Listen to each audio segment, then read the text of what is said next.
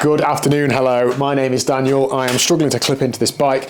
This is the TriathlonDan YouTube channel. You join me on power testing day. I'm doing a ramp test. Now the reason I'm doing a ramp test is only because of one thing. It's to try and make sure that my power training zones are accurate for the next couple of months. I'm going to be starting winter training. I want to make sure I'm not under or overtraining or under or overreaching in sessions, and this is the easiest way I find to be able to gauge that. Now, there's no such thing really as an FTP test other than riding as hard as you can for an hour, in my opinion. But the ramp test I'd like doing, or as like doing as much as you can, because it's repeatable. You can do it and pacing doesn't affect it. Nothing else really affects it other than what you've got in the legs. You just keep pedaling until you can't pedal anymore. I use erg mode, I use Zwift, so I just literally stare at a screen and pedal until I can't pedal anymore. If you haven't done one before, it starts off really easy, and then every minute it increases the power 20 watts, and you just keep going until you can't go anymore. And then it takes an average of your last minute, so your last rolling minute of effort, times it by 0.75, and that's what it spits out as your FTP. Now, whether that's accurate or not doesn't matter. It's just you can test that again and again and again, so you can see in this measure, are you getting fitter or not? Now, I haven't done this for a year, and the reason I don't do power testing very often is, firstly, it's mentally and physically taxing, right? It's hard to do. I've had a spate of injuries and illnesses, and I've not really just been that motivated with actually tracking the numbers. But also I find that because I've been training like years now, I get a good gauge of where I'm at through having done lots of training and been through that roller coaster several times. And I feel like I get that through training sessions as well. So I'm doing it just to make sure. If I had to hazard a guess right now, I'm going to guess that this is going to spit out a number of 338 watts, but I will stand corrected if it is a long way the either side of that. It will not be a long way above it, I know that. It might be a long way below it, but let's get stuck in. I'm going to crack straight into this and we'll talk about the results afterwards. Okay then, let's watch my demise on camera. Please do let me know your thoughts about power testing down below in the comment section. What tests do you do? How often do you do them, and so on?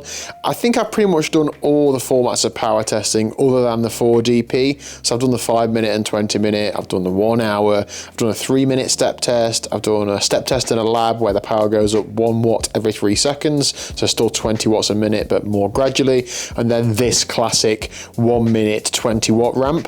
And to be honest, they've all yielded similar results, hence why I picked this one, because it is in inverted commas, easiest to do. But anyway, let me know your thoughts down below. So prep for this test, I've treated this as if it's a training session, so I haven't done any specific prep. I haven't like tapered for it, I haven't had loads of caffeine, like I've just had a normal day at work. I am fairly fresh on this day, I'm not fatigued, but I've done nothing special in terms of like pumping myself up to try and get a better result, because I think if you do that, sure, you get that higher number, but then you're probably going to struggle in every other training session where you're trying to hit the numbers that you set in a test with all those additional benefits. I have also in the past covered the numbers up that I'm looking at on screen, so I don't know what step I'm on, I don't know how far I'm into the test, and again, that's just yielded not a single different result, so now I can see the numbers in front of me.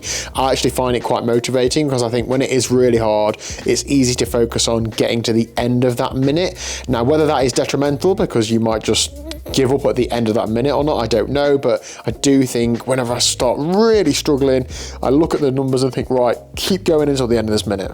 The average power number that is on screen is actually the last 1 minute rolling average. That's why if I've just started a step, it'll have a slightly lower average than the current power that I'm doing, and then when you get to the end of the minute, the average is pretty much exactly the target power, so it's the last rolling minute.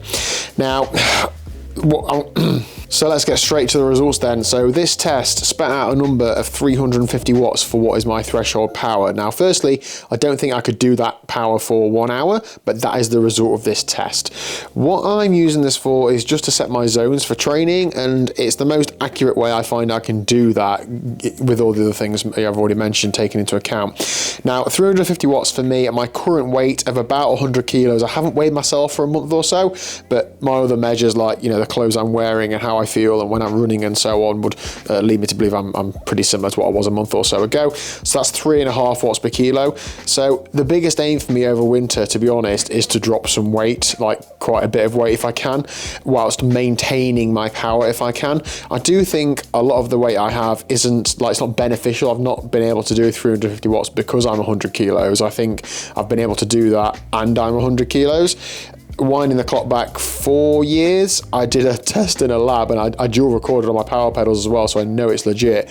And I did a ramp test, and it spat me out a threshold of 385 watts, and I was about 78, 79 kilos at the time. So those were the days. I don't expect to get back to that. I'm now in my, nearly 33, so, you know, maybe I'm past my athletic prime or whatever, but I do like to think that I can get more, you know, closer towards that than I am right now. So that's my main aim. I'm certainly going to be training to try and increase my power, and I might need to do that to keep it there, but I'm definitely going to be thinking about other things rather than just this ramp test result.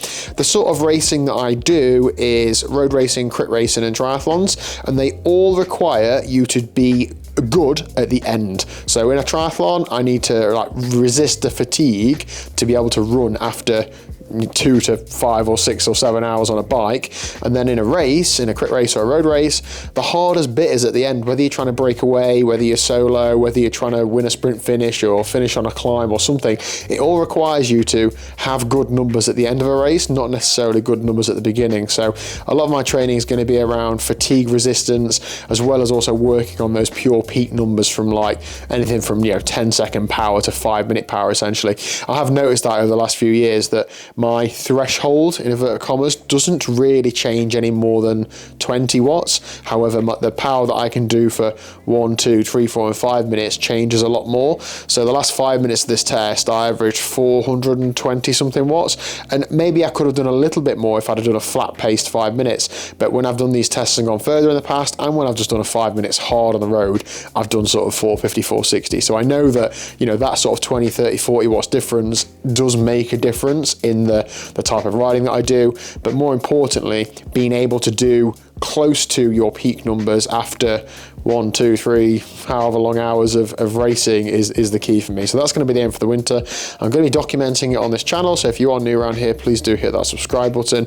And I'm going to retest this in between 6 and 8 weeks, I think. I'm going to try and time it in with an easier week and just sort of try and track both where I'm at weight-wise, but also where this measure is at. I'm not particularly going to be testing too much of the other stuff. I can track that quite well in interval sessions. So if I'm doing, for example, 5 by 5 minutes, you know, I'm tracking my average power across those 5 minutes. And if I do that once a fortnight, then I can see, you know, progress or not. And the same with other things. So I'm just going to keep coming back to this specific test. Hope you've enjoyed. Hope you're getting ready for winter training if you're in the UK, and I will see you soon.